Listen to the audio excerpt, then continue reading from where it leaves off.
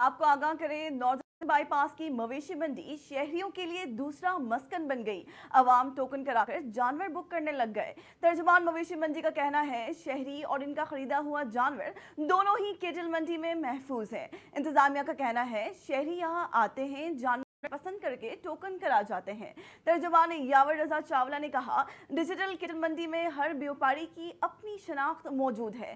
خریدار پریشانی سے بچنے کے لیے ٹوکن کراتے وقت بیوپاری کے شناختی کارڈ اور اپنے جانور کی ویڈیو ضرور بنائیں۔ ایڈمنسٹریٹر مظفر حسن نے کہا کئی خریدار 1.5 سے 2 لاکھ روپے ٹوکن کر کے چلے گئے اور واپس نہیں آئے۔ ایسے شہریوں سے گزارش ہے کہ وہ جلد از جلد بیوپاریوں سے رابطہ کریں۔ اس حوالے سے بیوپاریوں کا کہنا ہے کئی شہری جانور خرید کر چارے کے پیسے دے کر چلے گئے۔ شہری کہتے ہیں عید سے 3-4 روز پہلے اپنا جانور گھر لے جائیں گے۔